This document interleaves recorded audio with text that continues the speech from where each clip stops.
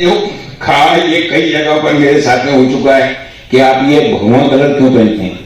कई दफा कई जगह पर कई फंक्शंस के अंदर मेरे को वीएसपी वाला मानते हैं, आनंद मार्गी वाले मानते हैं। वो कहते हैं ये आदमी है कौन। मैंने उनसे कहा, मैंने कहा जिस वक्त ख्वाजा साहब हिंदुस्तान में तशरीफ लाए थे और लाहौर के रास्ते दिल्ली, दिल्ली से सीधे अजमेर, तो यहां जितने धार्मिक स्थल थे वहां का रंग भगवा था और वहां के जो पुजारी थे उनका रंग भी भगवा था पहनावे का। तो उन्होंने अपने यहां पर इस रंग को एडॉप्ट करके और फिर धर्म का प्रचार किया। ये नहीं है कि हवा में चले गए वो। और जो आपके यहां भजन कीर्तन होते थे तो किसी मंदिर के अंदर 15 आदमी है, किसी मंदिर के अंदर 50 आदमी है, तो वो आवाज के ऊपर चलते थे। उनकी आवाज में इतना दर्द होता था कि 50 की जगह 100 भी हो जाते थे कई दफा। तो उन्होंने उसको बेस करके अपने यहां पर कव्वाली की इजाद की। आपके यहां भजन वगैरह जो होते कबीरदास जी के दोहे भजन, मीराबाई के भजन आपको सुनना हो, या जनवरी आ रहा है इस उर्स के अंदर सुना दूंगा मैं। महफिल खाने के अंदर पाबंदी से होते हैं, पाबंदी से गाए जाते हैं भजन मीराबाई के। ये दीवान साहब बहुत खूब फरमाया। एक्चुअली गरीब नवाज जैसे संत, ख्वाजा मोइनुद्दीन जैसे संत को पढ़ना बहुत जरूरी है। उनके बारे में संत आए ना इस मुल्क में, तो इस मुल्क के लोगों का दिल जीतने के लिए आए। वो बाबर की तरह और मोहम्मद गौरी की तरह इस मुल्क में राज करने नहीं आए थे तलवार के दम पे। तो गरीब नवाज का यही तो ताकत थी कि आज 800 साल बाद भी उनके मजार पे हिंदू, मुस्लिम, सिख, ईसाई सब जाते हैं। तो गरीब नवाज ने यहाँ आकर के अपनी सभ्यताओं को थोपा नहीं, यहाँ की सभ्यताओं को अपनाया। और वो एक चीज की मिसाल, ये कपड़ा, हम लोग गरीब नवाज की औलाद में जो भी दीवान साहब जो सज्जादा नशीन वो ये ड्रेस पहनते हैं। नई बातें इसमें लागोगे तो मेरे को बोलना पड़ेगा।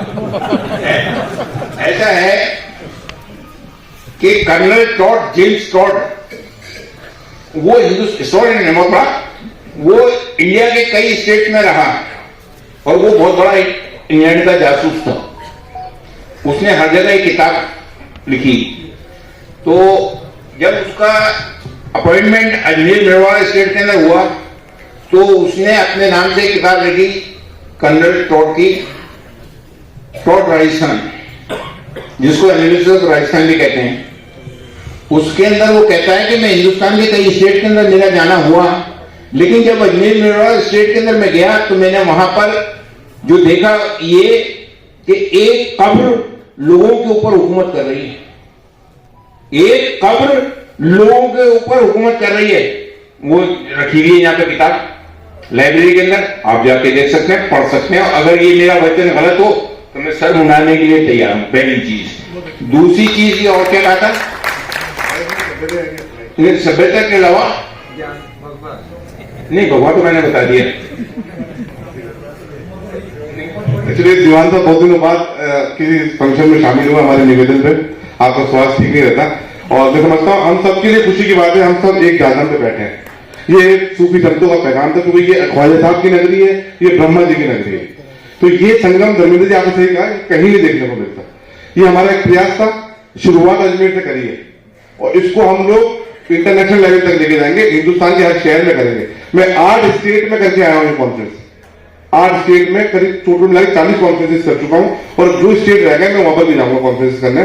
हमारा मकसद ये है कि हिंदुस्तान हमारी पहचान, हम जब बाहर जाते हैं तो मुझे हिंदू मुसलमान कह के नहीं पुकारा जाएगा, हिंदू कह के नहीं पुकारा जाएगा, हमें हिंदुस्तानी कह के पुकारा जाएगा। चाहे हम सऊदी अरब हज पे भी जाएंगे ना तो हमें हिंदुस्तानी कह के पुकारते हैं, वहां पर मुसलमान कह के नहीं पुकारते। तो जब ये मुल्क हमारी पहचान है तो इस मुल्क को टूटने क्यों जाए, इस मुल्क को बिछड़ने क्यों जाए। हम सबको मिलकर संकल्प लेना पड़ेगा, एक कमिटमेंट करना पड़ेगा कि जो नफरत की बात करते हैं, चाहे मेरे घर का क्यों ना हो, चाहे आपके घर का क्यों ना हो, उसका बाइकाट करना और पब्लिक के बीच में आगे चलना है।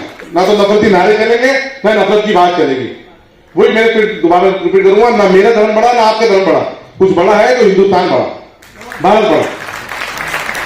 हमारे मुल्क की गंगा जमनी तहजीब है, मेरा भारत महान। हम लोगों ने स्लोगन दिया है, इंडिया को भारत कहेंगे, भारत कहेंगे, भारत कहेंगे। अब मैं इसकी आखिरी कड़ी में जो जिन लोगों ने सांप्रदायिक सद्भाव के लिए काम किया है अजमेर शहर में, मैं और उसके अलावा जो सामाजिक कार्य जो अच्छे कर रहे हैं, मैं चाहता हूँ मुझे हमने 2-3 जनों के नाम सिलेक्ट करें और आने वाले उनके अलावा भी हम सिलेक्ट करेंगे। हम चाहेंगे उनको सम्मानित किया जाए। तो इसमें सबसे पहला नाम तो हमारे जैन साहब प्रकाश। ये आज जो सर्वधर्म समाज का कार्यक्रम रखा गया था, इसका उद्देश्य क्या है? ऑल इंडिया सूफी काउंसिल की ओर से जो आयोजित किया गया एक शाम भारत के नाम, इसका मुख्य उद्देश्य है कि भारत की एकता, अखंडता, सांप्रदायिक सौहार्द देश में बना रहे, इसी को उद्देश्य में रखते हुए, और भारत का नाम भारत ही क्यों हो, इंडिया क्यों नहीं हो, कि इंडिया अंग्रेजों ने रखा है, इसलिए इंडिया शब्द नहीं, हिंदी, इंग्लिश, उर्दू सभी भाषाओं में भारत ही नाम लिखा जाए, इंडिया शब्द को हटाया जाए। और दूसरा, सुख शांति के लिए सभी धर्मों के लोग प्रेयर करें कि भारत में शांति हो। आज इस कार्यक्रम में कहाँ से लोग आए थे और कौन कौन लोग? पूरी इसमें आज ऑल इंडिया काउंसिलिंग सूफी संत, सभी धर्मों के मानने वाले, सभी संप्रदायों के धर्माचार्य, धर्मगुरु उपस्थित हुए। सबका एक ही कहना था कि हमारा अखंड भारत में सुख शांति और सौहार्द रहे, एकता बनी रहे, इसके लिए भाईचारा जरूरी है। सभी भाषाओं अपने अपने धर्म की उपासना अपनी निजी स्तर पर होनी चाहिए। जहाँ राष्ट्र का मुद्दा हो, भारत का मुद्दा हो, वहाँ सब हम सब एक हैं। इसी को ध्यान में रखते हुए सबने इसका समर्थन किया और सुख शांति देश में बनी रहे, इसके लिए प्रार्थना की। आपका पूरा नाम और महंत श्याम सुंदर शरण देवाचार्य, नरसिंह मंदिर, होलीदड़ा, अजमेर। कि कहीं ऐसा तो नहीं हो गया, हो जाएगा, कहीं ऐसा तो नहीं हो जाएगा कि ये 600 करोड़ की जो दुनिया है मानव जाति, बहुत से वैज्ञानिकों ने संयुक्त राष्ट्र संघ को ये लिख के दे दिया है कि हमारी एक शाम भारत के नाम सर्वधर्म सम्मेलन रखा, सभी धर्मगुरु यहाँ उनके नेतृत्व में रखा। और बड़े खुशी की बात है कि हमारे अजमेर धार्मिक नगरी, ब्रह्मा जी की नगरी, ख्वाजा साहब की नगरी में ये एक भाईचारे का प्रतीक, सभी धर्म के लोग, सभी समाज के लोग यहाँ मौजूद थे। और इससे अच्छा प्रतीक होता है, भाईचारा बढ़ेगा।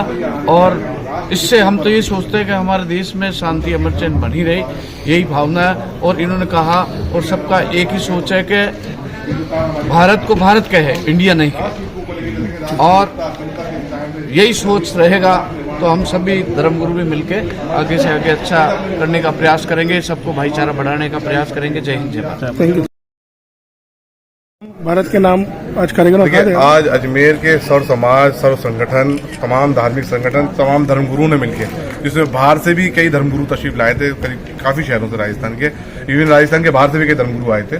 और सबने मिलकर के एक ही संदेश दिया है, मेरा भारत महान, इंडिया को भारत कहा जाए, इंडिया ना कहा जाए, ये संकल्प लिया गया है, ये रेजोल्यूशन पास किया गया है। और इसमें इसी चर्चा की गई है कि हम राष्ट्र हित को कैसे ऊपर रख के काम कर सकते हैं, राष्ट्र की एकता, अखंडता बनी रहे, राष्ट्र के निर्माण में तमाम धार्मिक लोग, मजहबी लोग, सामाजिक संगठन कैसे अपना योगदान दे सकते हैं, और नफरत का जो माहौल बना हुआ है उसको कैसे दूर किया जाए। जो नफरत की बात करता है वो हम में से नहीं, जो नफरत की बात करता है उसको बाइकाट किया जाए, क्या तो उसको समझाया जाए, नहीं मानते उनका बाइकाट किया जाए, चाहे वो हम में से क्यों ना हो।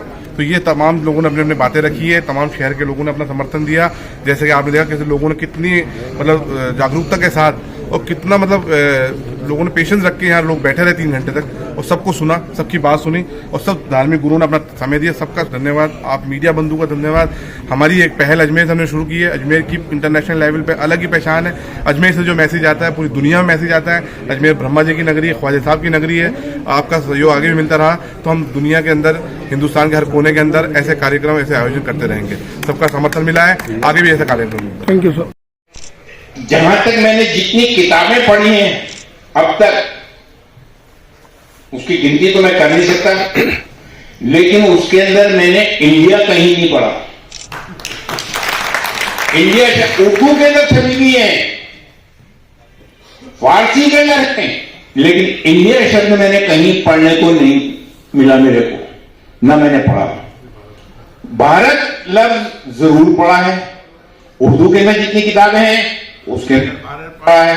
इसके अलावा जितने पुराने वो हुए हैं शायर, उसके भारत वो कहते हैं अमीर खुसरो रहमतुल्लाह अलैह, जिनका कलाम मोरा रोम रोम हरर बोले अभी जिन्होंने सुनाया, उनका एक किस्सा है।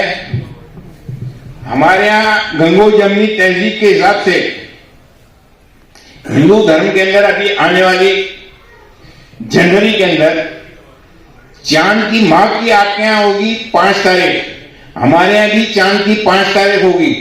उस तारीख को बसंत मनाई जाती है।